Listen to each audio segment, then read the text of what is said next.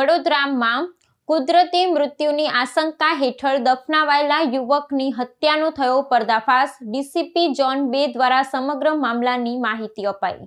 વડોદરા શહેરમાં એક ચોંકાવનારી ઘટનામાં મૃતક યુવકના ભાઈને શંકા જતા દફનાવવામાં આવેલા મૃતદેહને બહાર કાઢી ને પોસ્ટમોર્ટમ કરવામાં આવ્યું હતું, જેમાં કુદરતી મૃત્યુ નહીં પણ હત્યા થઈ હોવાનું સામે આવ્યું છે। ડીસીપી ઝોન 2 મંજીતા વણઝારાએ આ સમગ્ર હત્યાના બનાવ અંગે માહિતી આપી હતી। પોલીસની પ્રાથમિક તપાસમાં બહાર આવ્યું કે મૃતકની પત્નીએ જ તેના પુરુષ મિત્રની મદદ લઈ ને પતિનું ગળું દબાવી હત્યા કરી હતી। પોલીસ દ્વારા મળેલ જાણવાજોગના આધારે મૃતદેહનું વિશ્લેષણ કરાવ્યા બાદ આ રહસ્ય ખુલ્લું હતું। પોલીસે જણાવ્યું કે પત્નીએ આ ગુનાને અંજામ આપવા માટે રાત્રે દૂધમાં ઊંઘની દવા ભેળવી મૃતક પતિને બેભાન કરી દીધો હતો। ત્યારબાદ તેનો પુરુષ મિત્ર તૌફિક અને તેના અન્ય એક સાથી મળી ગળું દબાવી યુવકની હત્યા કરી હતી, જેથી આ ઘટના કુદરતી મૃત્યુ જેવી લાગી। આ સમગ્ર ઘટનાને મૃતકના ભાઈએ વ્યક્ત કરેલી શંકાને કારણે યોગ્ય દિશા મળી હતી।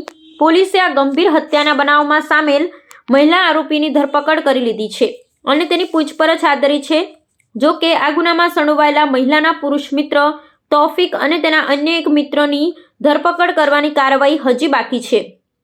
પોલીસ હાલમાં બંને ફરાર આરોપીઓને ઝડપી પાડવા માટે જુદી જુદી દિશાઓમાં તપાસ કરી રહી છે, જેથી હત્યાના પાછળનો ચોક્કસ હેતુ અને સમગ્ર ષડયંત્રનો પર્દાફાશ થઈ શકે। જેપી રોડ પોલીસ સ્ટેશનની અંદર અમારી પાસે પ્રારંભિક એવી માહિતી આવેલી હતી કે જે ફરિયાદી છે ઇમ્તિયાઝભાઈ બંજારા એ જે મૃતક છે એના મોટા ભાઈ હતા અને એમના નાનો ભાઈ જે મૃતક ઇરશાદ એ મરી ગયો છે એના બાબતે અમને જાણ કરેલ અને ત્યારબાદ અમે લોકો શરૂઆતમાં જાણવાજોગ દાખલ કરી હતી। જાણવાજોગના આધારે અમે લોકોએ પોસ્ટમોર્ટમ રિપોર્ટના આધારે ગુના દાખલ કરવાની પ્રક્રિયા ચાલુ કરી છે। પોસ્ટમોર્ટમ રિપોર્ટમાં શું સામે આવ્યું છે? ભાઈનું મૃત્યુ થવાનું પાછળનું મુખ્ય કારણ શું આવ્યું છે? પરિવારજનોને એટલે કે આ જે મૃતક છે ઇરશાદ એના મોટા ભાઈને શંકા ગયેલી કે એનો નાનો ભાઈ છે જે મૃતક એ 30-32 વર્ષની ઉંમરનો છે અને એવું એને શારીરિક કોઈ તકલીફ નહોતી, તો અચાનક આવું હાર્ટ એટેકનું મૃત્યુ કેવી રીતે થયું તે બાબતે શંકાની ઉપજાવતા એણે એની પત્નીની એટલે કે જે મૃતક છે એની વાઈફ ગુલબાનો એનું વર્તન પણ જોતાં શંકા જતાં એને મોટા ભાઈએ અમારી પાસે આવીને આ અંગે જાણ કરી કે આ મૃત્યુ કુદરતી નથી મૃત્યુ, પરંતુ અમને આ શંકા છે। આ બાબતે શરૂઆતમાં કાર્યવાહીમાં પોલીસે જાણવાજોગ દાખલ કરી હતી। એના આધારે પછી એસડીએમ અને મામલતદાર રૂબરૂ જે કબ્રસ્તાન હતું એની અંદરથી એની આ મૃતદેહ કાઢવામાં આવેલો હતો। મૃતદેહ કાઢી અને પેનલ ડૉક્ટર દ્વારા આનું પીએમ થયેલું। પીએમમાં આનું મૃત્યુ કુદરતી મૃત્યુ નથી એવી રીતના જાણકારી